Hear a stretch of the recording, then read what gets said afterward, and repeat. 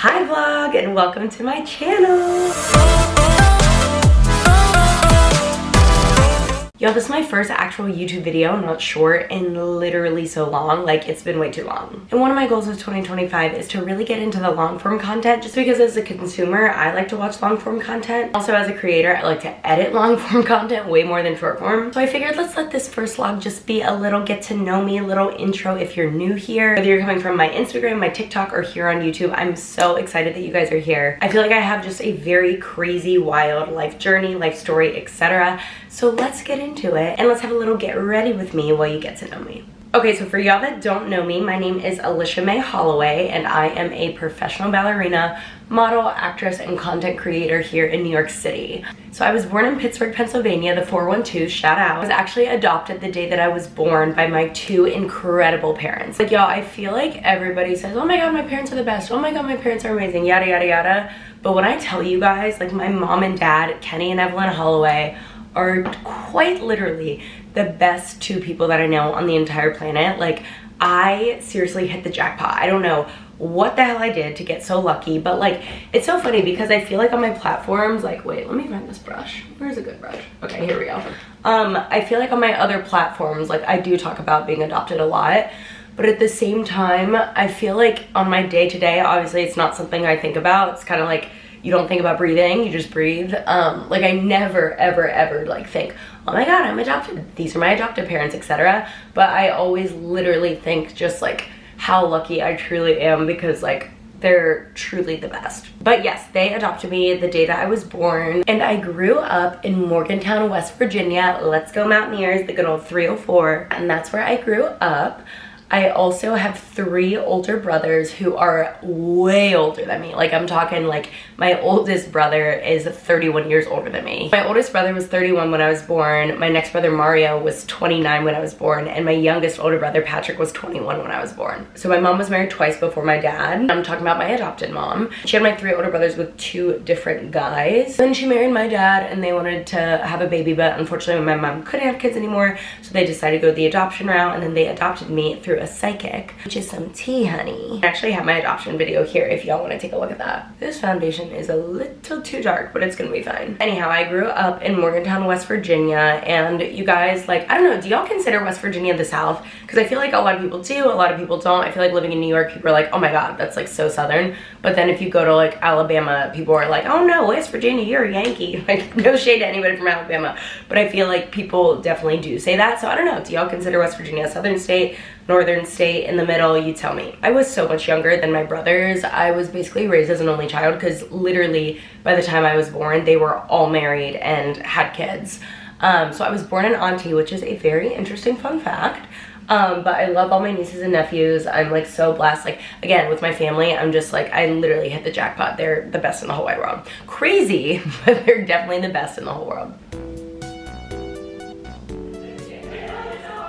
Our cleaning lady was here and I feel so bad. I didn't hear her ring the bell. She came upstairs, so I just had to let her in. She's literally the sweetest person on the planet. I feel really bad, she was just waiting outside. But anyway, yes, your girl was born an auntie. I feel like that's really unique. Like, I don't meet many people who like legit were born aunts. It's just a really unique experience being born and literally like somebody calling you Aunt Lish when you're like 3 years old. Like, it's kind of crazy. I also started dancing when I was 3 years old, and the way I got started dancing is actually my older cousin Jordan was a dancer, and my parents would take me to like her dance recitals and stuff.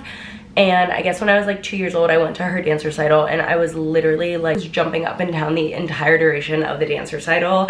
And then I went back the next year when I was 3, and I was doing the same thing. I was like dancing up and down the aisle. My parents and everybody have told me that like the attention wasn't on the recital, it was like on the, like me, this little like 3-year-old just like bouncing up and down and grooving. And then the owner of the studio, her mother, Miss Lynn, God rest her soul, she came up to my mom and dad and she was like, if you don't enroll this little girl into dance, there's something wrong with you. So that's how I got started in dancing. And I always say I started and I never stopped, because like, I literally, I mean, I'm a professional here in New York City now, but like, dance was my life. My entire life, dance has been my life. And I love it so much. It's just like, I feel bad like not relating to people that like don't really know their purpose in life. Not relating to them, but like, I just can't understand not knowing what you want to do the rest of your life from the time you're born, basically. Like, I knew the second even before I stepped foot in a dance studio, I was like, I'm gonna be a dancer one day. I'm gonna be a dancer. I'm gonna be a professional dancer. I didn't know like whether I'd be, you know, a tapper, a ballerina, a jazzerina, whatever. But I knew I was going to be a dancer, and that was like very clear to me. So I feel like it's always interesting and funny to me. Like my boyfriend Juan, who I can't wait to tell you about him, he's literally the best. He like had no idea what he wanted to do for the longest time, and that's like fine and dandy, and a lot of my friends are like that. But like I just like knew, like it was never a question, and I'm really fortunate that I found out from a young age what I wanted to spend, you know, my life's mission doing. So I started dancing when I was 3, and I was at a competition school, and that school actually we competed because we were so close to Pittsburgh. We actually competed against Abbey Lee Dance Academy when we were very young, which there's some tea about that, but I'll spill that at a different time. So I grew up in a competition studio. I totally loved it. I was about 11 years old. I went to go see Pittsburgh Ballet Theater do the Nutcracker, and when I tell you guys, I literally was like, oh my god, that's what I want to do the rest of my life. That was what I wanted to do the rest of my life. I decided right then and there that I wanted to take ballet seriously. I told my parents on the way home, I was like, Mommy, Daddy, I'm gonna be a ballerina. And they were like, you sure about that, girlfriend? But I literally was like, no, I want to be a ballerina. And they legit like were like, okay. And that's one thing about my parents, they're so freaking supportive all the time. Like they are just like the absolute best, and they're like, okay. And so then I ended up switching dance studios. If you're from West Virginia, I was at Cat & Company, and then I transitioned to Morgantown Dance Studio, which is a more like ballet based school. And I was there for 2 or 3, I was there for 3 years, and then I actually ended up getting a scholarship into the University of North Carolina School of the Arts. There's this thing called the Jackson's Mill Dance Festival in West Virginia, and I ended up getting a scholarship there to train at UNCSA when I was 13 years old. Or no, was I 12? Yeah, I was 12. Damn, I was 12 years old. And so I got the scholarship, ended up going to the summer course. They loved me. They asked me to stay for the year-round program, and I ended up staying the following year. So in 2010, I moved away from home to pursue ballet as a career, which is crazy because I literally was 13 years old. But I just like legit fell in love with it. Going to a ballet boarding school was legit my dream. So yeah, so I spent 1 year at UNCSA, my freshman year of high school. And while I was at UNCSA, I auditioned for the School of American Ballet, which is located here in New York City. And I specifically remember like going to the audition, and like I thought it was terrible. I was like, I didn't get in. SAB is like so like world famous. Like it's literally like one of the best ballet schools in the entire world. I think it's the best. But I remember thinking the audition was terrible. Like I was like, yeah, didn't get in, it's fine. And then 3 days later, my dad called me and he was like, hey, you got in. And I was like, wait, what? And that literally changed my life, because then in summer 2011, I ended up attending SAB summer course.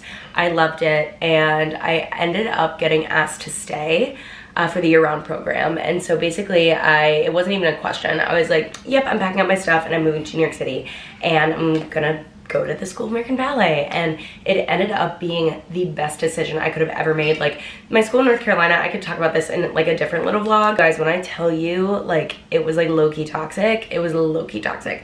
But I got to SAB, and SAB at the time did have a stereotype for kind of being toxic, but I got there and I was like, this is the best place on the planet. There's zero toxicity. Like I just like felt like I fit in. And I think like a lot of people, even growing up, like I feel like everybody just wants to fit in, and I felt like I finally found my place where like I could fully 1000% authentically just like be myself and grow as a dancer, and I really felt like I was where I was supposed to be. This mascara is literally tea. It's Tartelette XL. Tarte sent it to me and I'm obsessed. It's like mwah, giving chef's kiss. I ended up going to the School of American Ballet for 4 years, my sophomore year, junior year, and senior year of high school, and then my technically freshman year of college. I attended PPIS, Professional Performing Arts School, which is like a regular talent high school here in the city. And then my last year at SAB, because I graduated high school at 17, I still had 1 more year before I could audition for ballet companies. So I was training 1 more year at SAB, and then I was going to Fordham University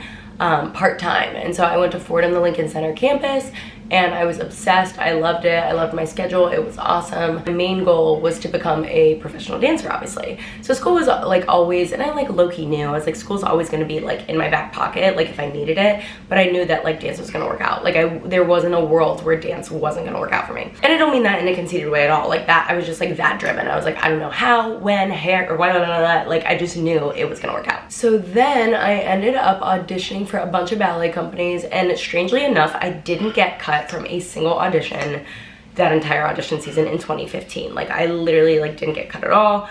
and that's like not very common, which I didn't really realize until later, but I didn't get cut at all.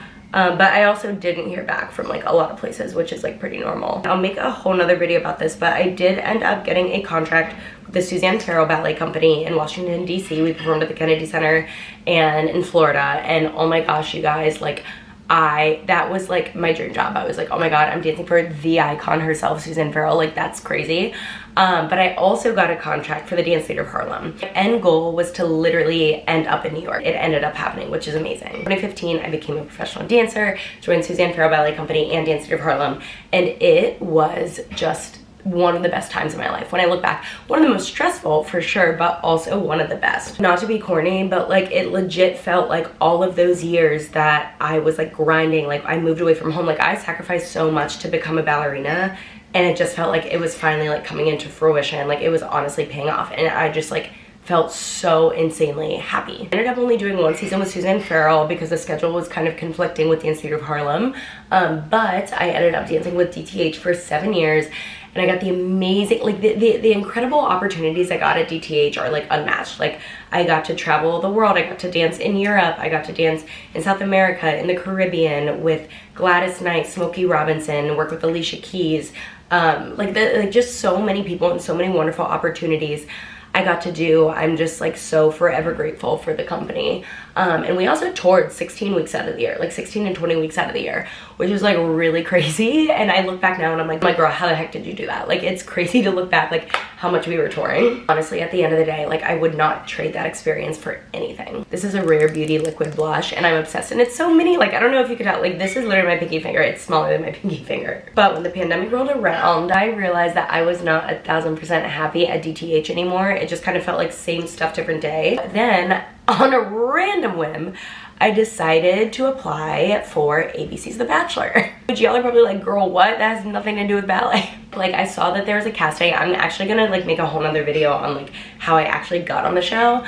But I ended up getting on, and it was like one of the best experiences of my life. You have to watch to see how long I stayed on the show, but it ended up being like a really, really dope experience. So from that, I got a lot of opportunities on social media. I had always low-key like kind of wanted to like be a content creator ever since that was like a thing in like 2015, and going on the show literally helped me so much. The show came out in 2021. I started doing brand deals, kind of realized that my heart wasn't in Dance Theater of Harlem anymore. There were just so many wonderful opportunities like being thrown at me to do music videos and commercials and this and that and whatever, and magazines and all this stuff that I wanted to do, but because I was still with Dance Theater of Harlem, I was unable to do them. So I ended up leaving the company in August of 2021 and becoming a freelance dancer. Honestly, that was the best thing to ever happen to me, because as a freelance dancer, I just make my own schedule. I also started modeling and acting more, which was a big reason why I wanted to leave. I wanted to like dive into other opportunities, and flash forward to today, I'm signed with 3 modeling agencies: True Model Management here in New York, CESD Print here in New York, and 10 Model Management in Chicago. I got to do some incredible work with Tulsa Ballet, which that company is like incredible. I was the principal dancer in Sugar Hill, the Ellington Strayhorn Nutcracker. That took place in 2023, and I also in 2024, back in May, got the opportunity to perform at the Lucille Lortel Awards as the lady in the yellow dress from the Broadway show Contact. But basically just being a freelance dancer gives me the opportunity to do so many things that I've always dreamt of doing. I also live here in Brooklyn. I live in Dumbo. I moved here in August with my boyfriend. And so yeah, not only my boyfriend, I have a boyfriend named Juan. He is like the best person on the planet. He is not a dancer. A lot of people always ask me that. But he is a financial advisor in private equity in Jersey City. And we just like, I love our life. Been together for 4 years, which is so crazy. He is just like the best part of my days, and I love him so much. We love living in the city. We love to go out. We go to speakeasies, wine bars. We also love to play pickleball, tennis. But on the top of our list, we love to travel. Like traveling is like so insane. If y'all go to my Instagram and TikTok, you can see how much we travel on my page. Like I'm just like obsessed with traveling. I think it's because I didn't travel that much growing up, because like my mom is terrified of planes. I forgot to add that my mom is from Berlin, Germany. Und ich spreche ein bisschen Deutsch, aber jetzt meine Deutsch ist nicht gut. This is also from Tarte, and they're like faux freckles. They just sent it to me, and I'm obsessed. My childhood best friend growing up had the most beautiful freckles, and I've always been jealous, so I'm gonna plot some on. But my mom always hated traveling, so we like only went places by car when I was a kid. Like we literally drove from West Virginia to Florida. It was like 20 hours. It was miserable. Yeah, we love to travel. We also have a beautiful kitty named Mila. Wait, y'all, she's laying on the bed. Let me show you guys her. Say hi to the vlog, Mimu. Hi, baby. Who's a good Mimu? She has 2 different colored eyes, if you could see. Hi, Angel.